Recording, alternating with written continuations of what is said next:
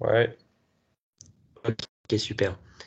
Alors, du coup, on va commencer cette petite présentation sur l'IA.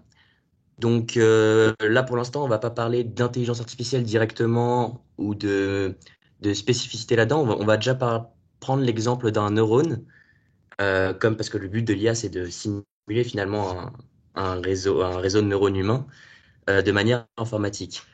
Donc le neurone en IA, on appelle ça un perceptron. Me demandez pas pourquoi, c'est voilà, il doit y avoir une explication, mais je ne l'ai pas.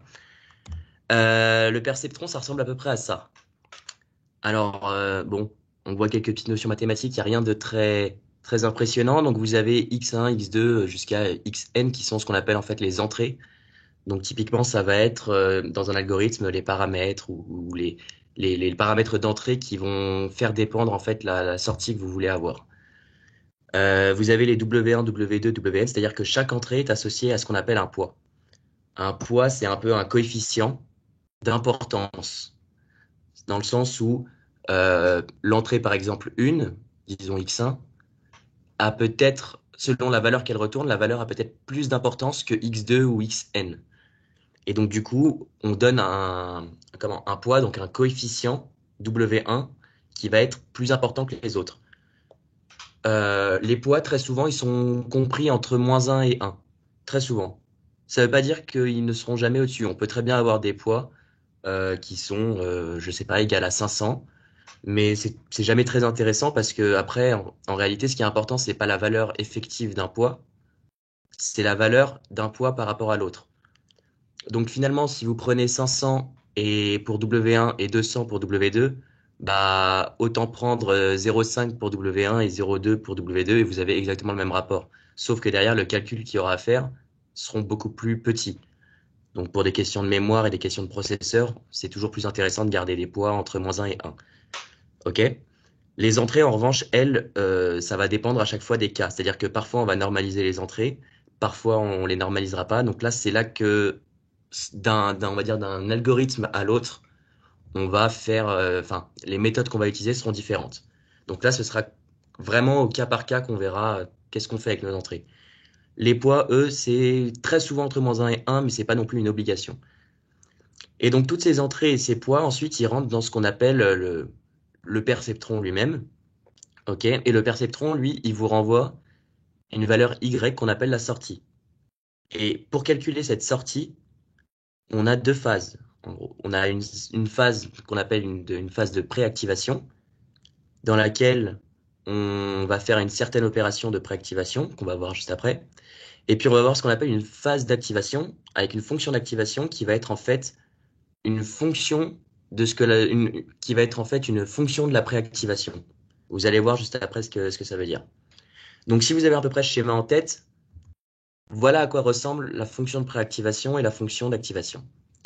La fonction de préactivation, en fait, c'est la somme des entrées multipliées par leur importance, donc par le poids. Jusque-là, rien de très complexe. Jusque-là, ça va? On peut interagir, hein, c'est pas juste moi qui parle en soi. Ouais. Donc, Ouais, ouais, nickel. ok, ok. Si à un moment il y a un truc sur lequel il y a un doute, vous m'interrompez, hein. Et du coup, ensuite, on a ce qu'on appelle la fonction d'activation. La fonction d'activation, ça va être une fonction qui va prendre ce que nous retourne Y et nous renvoyer une valeur Z. Alors cette valeur Z, bon, c'est un peu dit comme ça, c'est très abstrait, c'est-à-dire qu'il n'y a pas réellement de résultat. On ne sait pas vraiment l'expression entre guillemets de f, parce qu'en fait, selon les applications qu'on va avoir, on va avoir différentes fonctions f. Dans certaines applications, on va utiliser une fonction qui s'appelle la sigmoïde. Dans d'autres, on va utiliser la tangente. On va voir toutes les fonctions d'activation juste après, justement, enfin les plus connues. Et chacune va avoir un intérêt selon le cas dans lequel on l'applique. OK? Si je prends un exemple tout simple, si mes entrées sont 3, 2, 5, donc vous voyez, c'est un vecteur en réalité. Donc les entrées, c'est-à-dire x1, x2 et x3 en l'occurrence, par rapport à ce schéma-là. Si mes entrées sont 3, 2 et 5, et respectivement les poids sont 0,25, 0,25 et 0,5, bon, bah après, on réapplique juste la formule pour calculer y, qui est toujours la même pour le coup. En tout cas, oui, on va dire toujours la même. et qui vous retourne une certaine valeur. Alors forcément, là, on est dans un exemple où on n'est pas dans du concret, c'est-à-dire qu'on a juste attribué des valeurs, on ne sait pas vraiment ce qu'on est en train de déterminer. Et ça nous permet d'avoir une valeur en sortie, donc 3,75. Bon voilà, ça c'est les valeurs qui valent ça. Ça vous retourne Y. Et puis ensuite, l'objectif, ça va être de savoir en fait si le neurone va s'activer, donc le perceptron va s'activer ou ne pas s'activer. Donc finalement, c'est un choix un peu binaire en l'occurrence. C'est pas toujours un choix binaire, mais en l'occurrence, c'est un choix binaire. Donc soit il s'active, soit il s'active pas. Donc pour ça, vous avez différentes fonctions d'activation. C'est pour ça que je vous dis que parfois c'est binaire, parfois ça ne l'est pas. Si on regarde les fonctions d'activation, donc ici par exemple, vous avez la sigmoïde. Donc typiquement, vous voyez que la sigmoïde, elle est comprise entre 0 et 1, quel que soit x. Ok?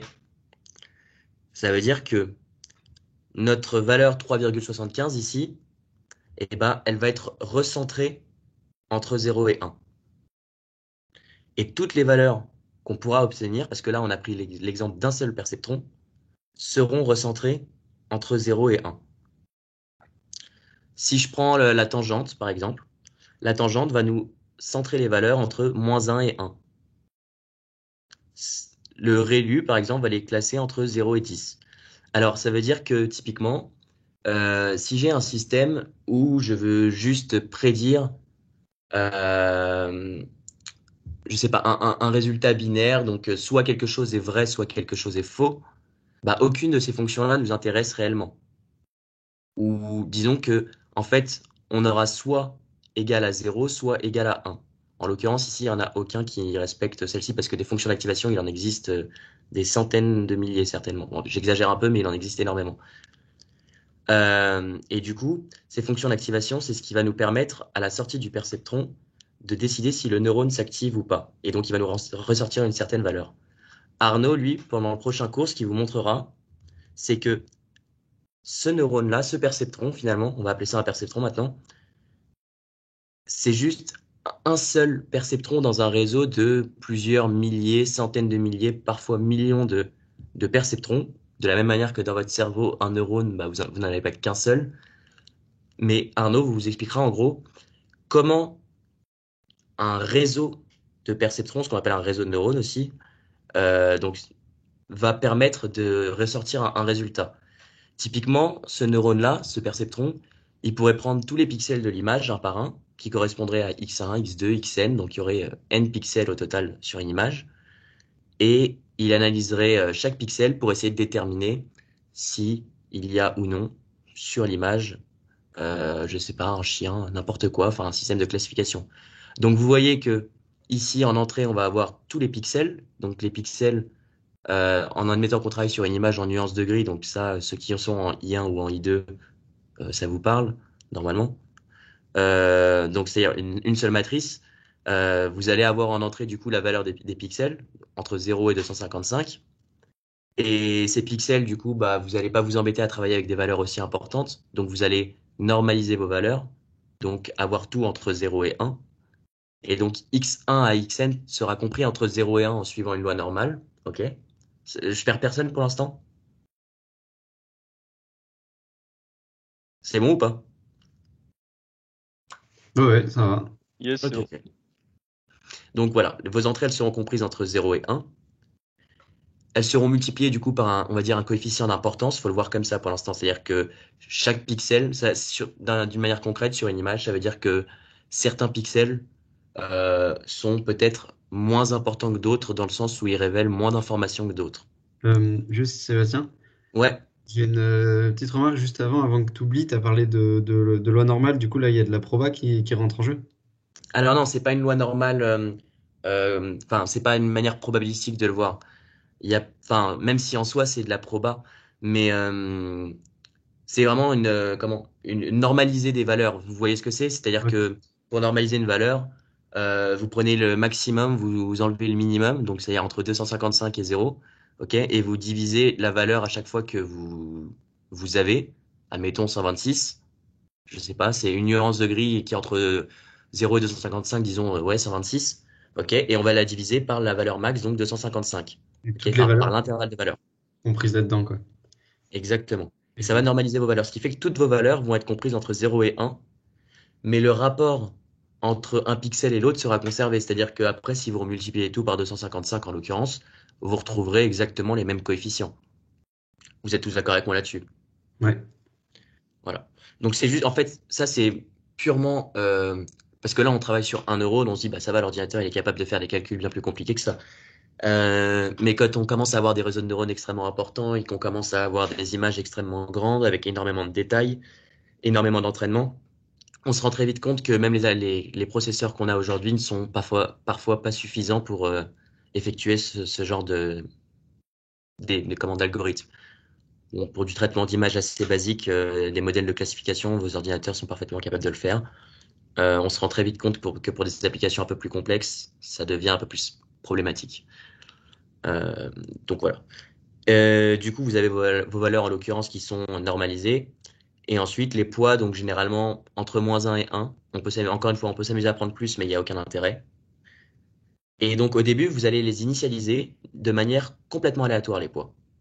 Parce que vous ne savez pas quel pixel. Et puis même si vous le savez, le but c'est que l'ordinateur le sache pas. C'est l'intelligence artificielle.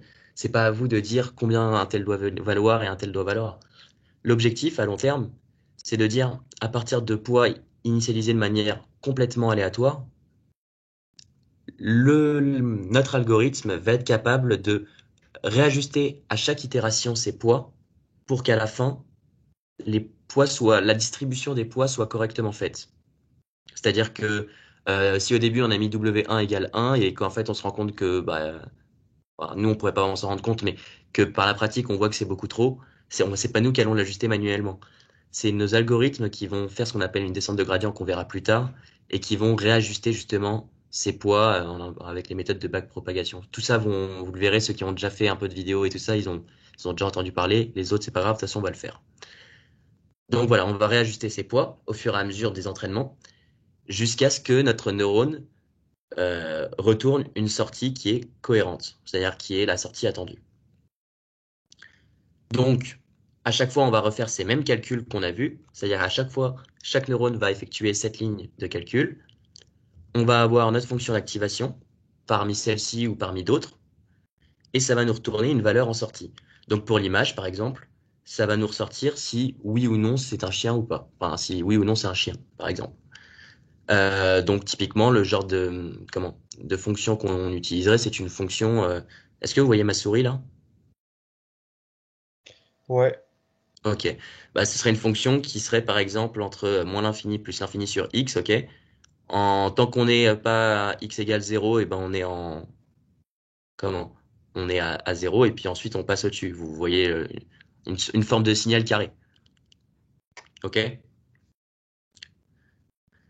Et donc comment? Et tout ça, du coup, ça nous permet de savoir à quel moment le neurone s'active ou non. Puis ensuite, pour traiter une image, on se rend vite compte qu'un seul perceptron, bah, c'est très compliqué de pouvoir faire un traitement d'image complet. Donc c'est là que Carnot, du coup, vous expliquera la prochaine fois comment, à partir du coup de plusieurs neurones, donc de plusieurs perceptrons comme celui-ci, on va pouvoir construire ce qu'on appelle un layer, donc un réseau finalement de neurones, et qui va analyser, chaque neurone va analyser une partie de l'image, ou alors va analyser des zones de l'image, et tout ça pour retourner à la fin une sortie, mais avec un temps plus rapide et un entraînement plus dynamique. Faut savoir que aussi dans toutes les méthodes qu'on pourra voir de machine learning et de deep learning, il y a énormément de choses qu'on fait sans forcément exactement le savoir. Faut être honnête, il y a des gens qui sont extrêmement forts et qui savent exactement ce qu'ils font à chaque fois. Euh, Pardonnez-moi. Mais en manière générale,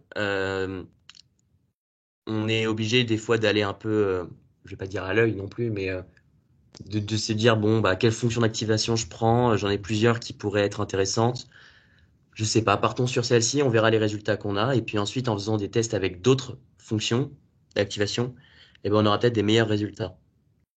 Plus tard, on verra qu'il y a différents types de modèles qui ont été construits pour différents types d'applications. À savoir qu'un modèle, finalement, c'est juste une architecture de perceptrons, avec plein de perceptrons, et avec du coup, chaque type de modèle a leur propre fonction d'activation. Ils ont aussi leur propre architecture, c'est-à-dire combien de couches, combien de layers et combien de perceptrons par layer, etc., etc. Quelle fonction d'activation prendre à chaque layer, quelle fonction prendre pour la descente de gradient qu'on n'a pas encore vu là, mais on verra plus tard. Et du coup, ça, c'est ce qui constitue un modèle. Donc, il y a des modèles très connus, comme des modèles de convolution, toutes ces choses-là. Bon, là, après, on s'étend, mais c'est juste pour vous expliquer que toutes ces fonctions-là pourront peut-être vous servir un jour. Ça sert à rien de les connaître par cœur. Faut juste savoir globalement qu'elles existent et se dire ensuite, quand vous cherchez une fonction d'activation, bah, avoir le réflexe de chercher une liste des fonctions d'activation et se dire qu'est-ce que j'ai comme entrée, qu'est-ce que j'ai comme sortie, qu'est-ce que je veux comme sortie, laquelle correspond à quelque chose de logique. Ça reste de la logique, du bon sens à avoir aussi de temps en temps pour savoir quoi faire. Pour l'instant, on n'a pas fait de code et on n'en fera pas aujourd'hui. Je pense qu'avec Arnaud, vous en ferez pas non plus parce que pour l'instant, c'est pas encore au programme, faut avoir un petit peu de base. Mais je pense que après la séance d'Arnaud, à mon avis, on commencera à faire un peu de code pour développer notre première architecture. Donc voilà, comme je vous ai dit, c'était une petite introduction entre guillemets très courte. Encore une fois, si vous avez des questions, même si je vous ai dit posez-les en même temps, mais si vous avez encore des questions, c'est le moment. Peut-être, merci Sébastien. Je vais Ouais, rajouter quelque chose, c'est que même avec un perceptron comme ça, sans avoir un réseau, on peut déjà faire quelques tâches de machine learning très simples. Donc entraîner très simplement les paramètres qu'on a pour de la simple prédiction. Par exemple, si on a comme entrée des 1 ou des 0 binaires et qu'on veut calculer, par exemple, une fonction, pas la XOR du coup, mais par exemple une fonction OR, une fonction ou, un ou binaire, hein, bah, par exemple, un perceptron fait très bien l'affaire. Et on verra du coup la prochaine fois que le perceptron a ses limites, qu'à partir du moment où la prédiction qu'on va faire devient complexe, le perceptron ne suffit plus. Et on doit alors passer sur quelque chose de différent qu'on verra. Mais même avec un perceptron, on peut déjà commencer à faire quelques tâches. Et moi, j'ai bien aimé cet aspect justement de. Je trouvais que Sébastien avait bien présenté le perceptron dans sa globalité et aussi à passer du temps sur les fonctions de l'évaluation. Donc c'était cool. merci. Et oui, dans ce que disait Arnaud, donc complètement, et c'est ce que j'essaie de vous dire, c'est qu'un perceptron en soi, on peut déjà faire des trucs avec, mais enfin, n'imaginez pas qu'on va faire des choses très puissantes avec. Euh, Vous pouvez, je pense que tout le monde commencera un moment par ça. Imaginez une sorte d'image de 4 pixels dans laquelle vous auriez, je sais pas, du blanc partout sur les 4 cases, donc sur les 4 pixels, et une case noire, et le but c'est de savoir, sans utiliser de fonction qui détecte la couleur, entre guillemets, de savoir laquelle serait noire et lesquelles seraient blanches, ou de dire est-ce qu'il y en a une qui est noire ou est-ce qu'il y en a pas qui sont noires, enfin j'en sais rien, peu importe. Ce genre de petites applications se font très bien avec un seul perceptron. Mais soyons honnêtes, si on peut faire quelque chose avec un seul perceptron, ça veut dire qu'on peut aussi très bien le faire avec un algorithme en dur, enfin sans d'IA quoi. Mais c'est juste pour ce que disait Arnaud, il a raison, c'est-à-dire que c'est juste pour que vous compreniez qu'en soi un perceptron suffit à faire des petites applications, mais dès que vous voulez faire du traitement d'image, dès que vous voulez faire du traitement de texte, du traitement de signal, même si en soi c'est un peu du traitement d'image, je sais pas, dès que vous voulez faire des analyses boursières, des systèmes, des modèles par renforcement. Modèles par renforcement, c'est typiquement ce sur quoi marchent les voitures autonomes. Dès que vous voulez faire des algorithmes un peu plus poussés, ou même beaucoup plus poussés, il vous faudra forcément des réseaux de neurones. Il y a certaines applications qui vous demandent plusieurs modèles en parallèle. Là, on a un petit peu de temps limite encore, juste pour prendre un exemple, par exemple. Je ne sais pas si vous connaissez les GAN, si ça vous parle. GAN, ça parle à quelqu'un ou pas?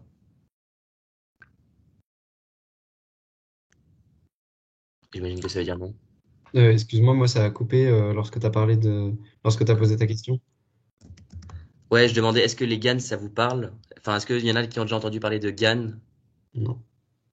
Ça veut dire quoi? Donc ça s'écrit GAN. Ouais. C'est pour Generative Adversarial Networks. Donc le principe, donc c'est une méthode de deep learning, hein, c'est un modèle, pour faire simple, enfin c'est une méthode, disons, qui est basée, si vous voulez, vous avez tous entendu parler de deepfake, par exemple. C'est en utilisant les GAN qu'on fait des deepfakes, par exemple. C'était pas le but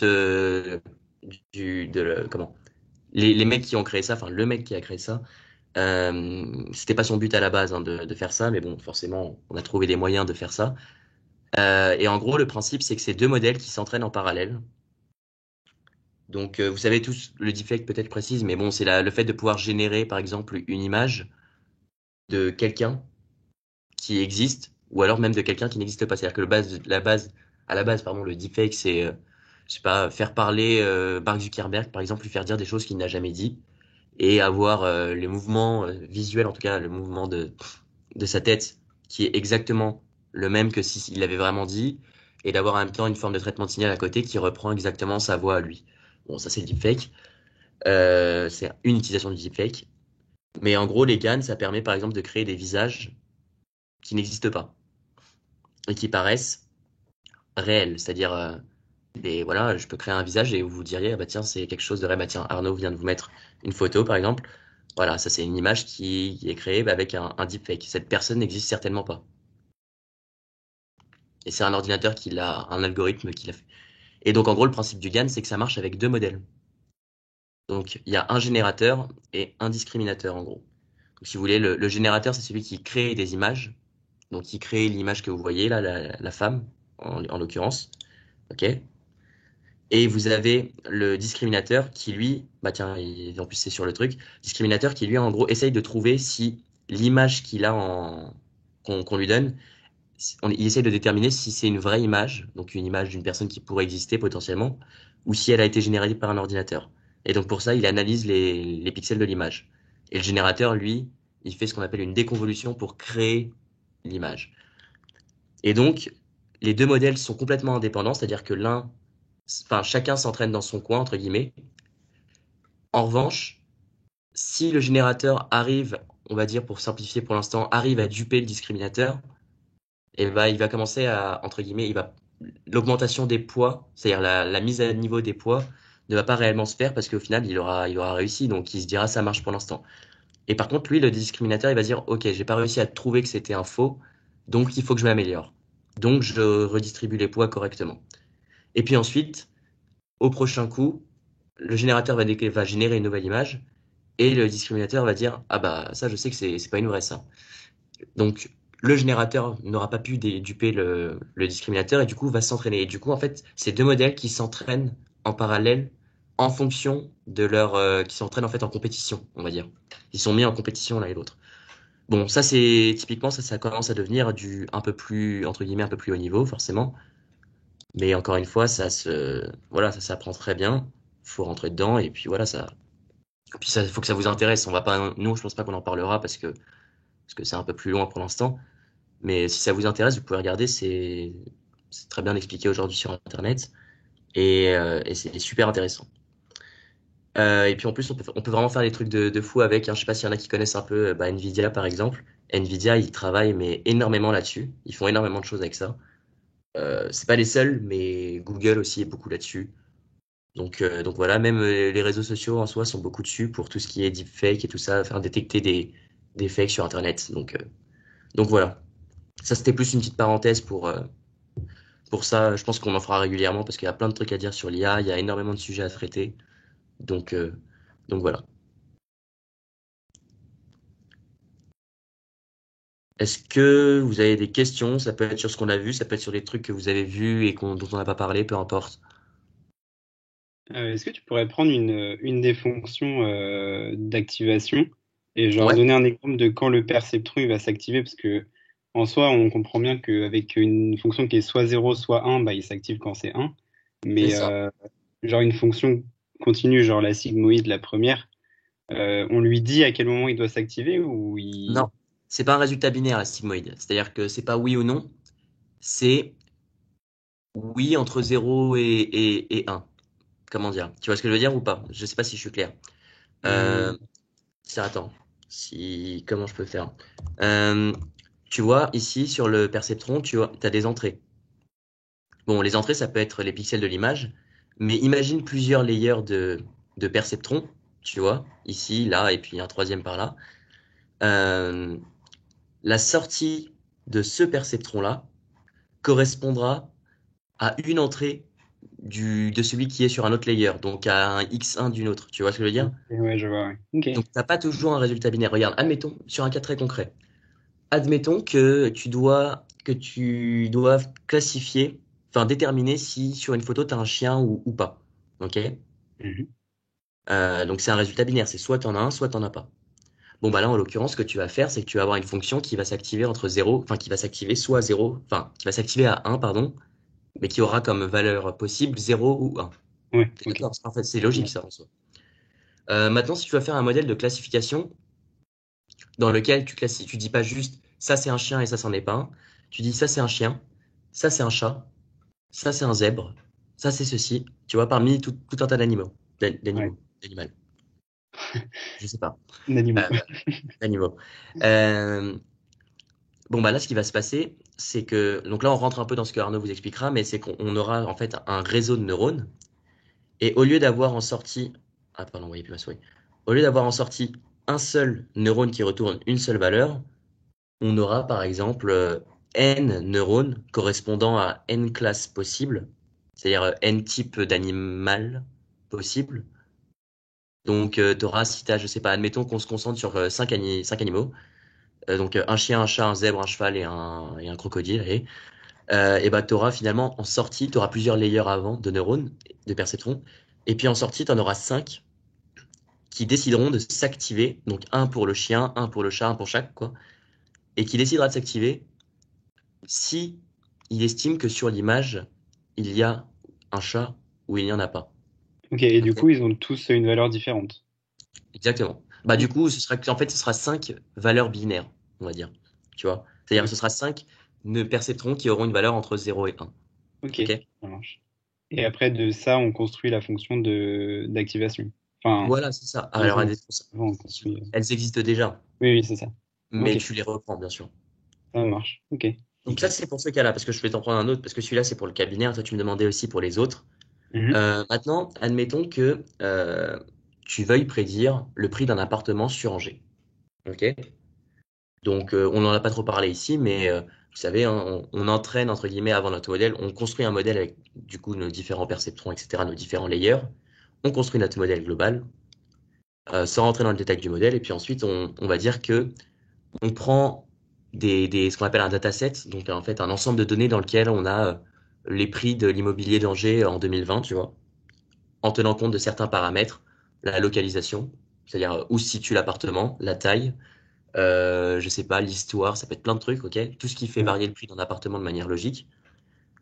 Et puis, ça correspondra, chacun de ces paramètres-là correspondront à une entrée à chaque fois par exemple, de ce perceptron-là, tu vois.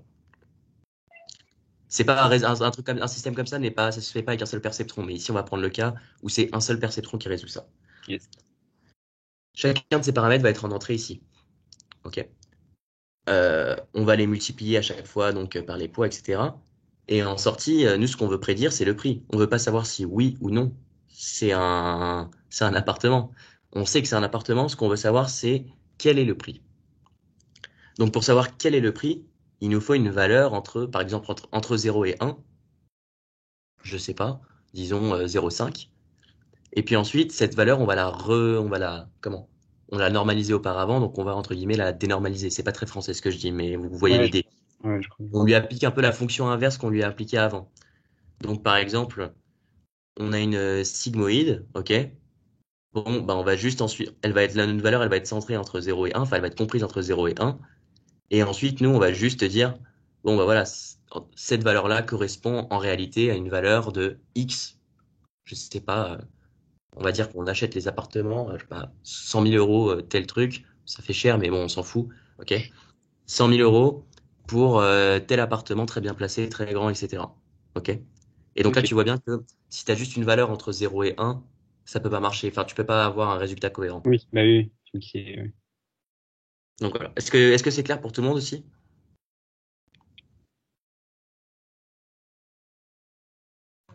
Ouais, très Ouais, clair. c'est un peu mieux, ouais. Ok, ok. Euh... Donc, comme je vous avais dit, de toute façon, ça va pas s'éterniser. Donc, ah oui, Arnaud, il vient de partir. Ok, mais du coup, comment? Semaine prochaine, ce sera Arnaud. Il vous tiendra au courant sur l'horaire. Donc lui il parlera du coup, non plus de un perceptron, mais d'un réseau de neurones, donc un réseau de perceptrons finalement. Et pardon. Et ensuite, après, on commencera à avoir un petit peu des notions de convolution. Donc on parlera plus d'images parce que c'est plus centré sur ce qu'on veut faire dans les drones. Donc on parlera de convolution, de pooling. Avant ça, je pense que soit Arnaud en parlera ou soit c'est moi qui en parlerai, mais on parlera aussi de descente de gradient. Parce que là, on a juste montré comment marchait un perceptron. Ensuite, il va falloir qu'on montre comment on entraîne un perceptron. C'est-à-dire j'arrête pas de vous dire, on met à jour les poids. Ici, après, on met à jour les poids. Comment on met à jour ces poids-là? Comment on les change après? Les notions de descente de gradient, de backpropagation, ces deux méthodes-là sont liées. Et on verra ça au sein d'un réseau de neurones, donc ça sera sûrement Arnaud qui vous en parlera. Et puis ensuite, on travaillera avec de l'image et on fera notre premier algorithme ensemble sur TensorFlow. Et peut-être qu'on se fera une petite réunion un peu avant où je vous enverrai un tuto qui marche à coup sûr pour avoir un environnement de travail dessus. C'est OK pour tout le monde? Ça marche. Ouais, Ouais. ok, bah merci beaucoup, c'était vraiment top. Pas de souci. Ah oui, juste petite dernière chose. Je parle d'environnement de travail. Est-ce que vous avez tous, est-ce qu'il y en a qui n'ont aucune idée de comment ça marche, c'est-à-dire comment on installe TensorFlow? Ouais. Ou voilà, Ouais, j'imagine. je suis chaud. Ok, Ou au ok. pire, on regarde ça sur YouTube, quoi. Mais Alors vous pouvez regarder sur YouTube. En fait, TensorFlow, en fait, si vous voulez, c'est ce qu'on appelle un framework. Donc on va bosser sur Python. Donc c'est un peu comme vous installez une librairie qui s'appelle TensorFlow. Vous en installez d'autres parce que vous aurez aussi besoin de Keras, de plein de librairies, ok? Et puis une fois que vous aurez ces librairies-là, vous pourrez en gros utiliser les différentes fonctions qui sont mises à disposition à l'intérieur. De la même manière que quand vous avez tous utilisé Tkinter, je pense une fois dans votre vie, bah, sauf que vous n'avez pas eu à l'installer, il est installé par défaut sur Python. Et ensuite, vous faites juste un import Tkinter et puis vous avez toutes les fonctions de Tkinter pour créer des ronds, créer des fenêtres, créer des frames, n'importe quoi. Et bah là, c'est le même principe. TensorFlow, vous l'installez juste avant parce qu'il n'est pas installé par défaut. Et puis ensuite, vous aurez accès à toutes les fonctions TensorFlow. Si vous allez sur la page TensorFlow sur Internet, vous pouvez retrouver toutes les fonctions qu'il y a, tous les types de modèles qu'il y a. Il y a énormément de choses. Donc, enfin, n'y plongez pas comme ça tête baissée dès le début parce que voilà, ça va vous sembler chinois parce que voilà, faut avoir bossé un peu dessus avant. Mais voilà, juste pour vous dire, donc on se fera peut-être une petite séance de 15-20 minutes juste pour qu'on puisse installer pour tout le monde parce que voilà, tout le monde n'utilise pas les mêmes logiciels. Moi, je travaille beaucoup sur VSC, donc Visual Studio Code. Je peux travailler, si ça en arrange certains, je peux travailler aussi sur Jupyter. Donc c'est Anaconda, Jupyter Notebook et tout ça. Une chose est sûre, ne travaillez pas sur l'idle pour du TensorFlow. Oubliez l'idle Python, ça c'est clairement moyen. Euh, Tiens, la limite, qui travaille sur quoi là? Sur Python, quand vous bossez sur Python, vous bossez Visual sur quoi? Studio, ouais. Spider. Sur VSC? Ouais. VSC pour Jordan aussi. Tu t'as dit quoi, Ouais, Hugo, toi? VSC aussi. VSC aussi. Spider, moi, mais je pense que sinon j'ai Sublime Text. Sublime Text, c'est pareil. En fait, il n'y a pas de compilateur, donc c'est ton PC Ouais, qui compile, en ouais. fait. Euh, donc, tu peux. Alors, franchement, je vais pas t'imposer de trucs, hein. Si t'es ultra à l'aise dessus, vas-y. Moi, je t'avoue que je serais moins à l'aise, donc si à un moment il y a un truc qui marche pas, je pourrais peut-être moins te Mais guider. de toute manière, Visual Studio Code, j'en ai bien entendu parler, donc je pense que je vais le télécharger. Ouais. Tu Mm. peux faire Studio Code ou si tu fais Spider en soi, ce sera pas plus compliqué pour toi d'utiliser Anaconda parce que Spider en soi, en gros, si t'as Anaconda, en gros, il est composé de VSC. Donc, c'est-à-dire que tu peux travailler avec VSC dessus, tu peux travailler avec Jupyter, tu peux travailler avec Spider, tu peux travailler avec tout. Bah, tiens, je peux vous montrer rapidement. Euh, En gros, ça ressemble à ça. Vous avez un navigateur, vous avez aussi le prompt, là, je sais pas si vous avez le temps de le voir. Et en gros, dessus, à chaque fois, vous avez juste une commande à taper pour installer telle ou telle librairie. Ça s'ouvre rapidement. Hop là. C'est un environnement de travail qui travaille en cloud aussi, donc c'est-à-dire que vous pouvez travailler sur Internet en même temps, enfin, c'est ultra complet, vous pouvez faire énormément de trucs. Donc voilà, la plupart des gens qui font de l'IA, généralement, ils travaillent avec ça parce que c'est plus pratique. Et voilà, il y a toujours des gens qui ont leur propre truc et tant mieux. Euh, Hop là. Donc voilà, en gros, ça ressemble à peu près à ça. Non, excusez-moi. Ok, bon, bref. Donc voilà, il y a le notebook de Jupyter. Tu me disais que tu utilisais Spider, tu vois, il y a Spider, tu as VSC.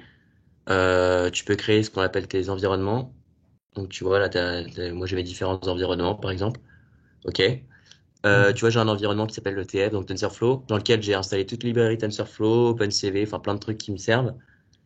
Et du coup, avec ça, tu peux travailler sur n'importe quoi. L'avantage, c'est que tu passes tout le temps par le navigateur Anaconda pour installer tes différentes librairies et tout ça. Et après, quel que soit on va dire le logiciel que tu utilises, VSC ou enfin, parmi ceux qui sont là, mais tu vois, VSC ou Jupyter ou n'importe quoi, et ben il y aura aucun problème parce que toutes tes librairies sont installées sur tous, donc il y aura aucun problème. Donc c'est vrai que c'est assez intéressant d'avoir ça. Ça marche. Donc voilà, si vous voulez, on fera une petite session pour faire en sorte que tout le monde soit à niveau et qu'il n'y en ait pas qui sont en train de galérer avec le logiciel. Et puis voilà, je vais pas vous embêter plus longtemps. Oui, je suis carrément chaud pour la petite session, parce que je me souviens avoir utilisé ça en P1, mais bon, ça remonte un peu la P1, quoi. Pas de souci, pas de souci. Et ben on va voir selon Arnaud la date qu'il nous met pour l'oral, enfin pour la prochaine présentation. Et ouais, pas de souci, Jordan. Et puis du coup, on se fera une petite session pour installer, mettre tout le monde à jour, essayer de débugger tout le monde parce qu'il y a toujours des bugs un peu pour tout le monde. Donc voilà, installer toutes les librairies parce qu'il faut installer TensorFlow, mais il faut installer plein d'autres librairies. Donc voilà. Ok, ça marche. Moi, je peux arrêter l'enregistrement. Vas-y, je sais pas comment ça marche.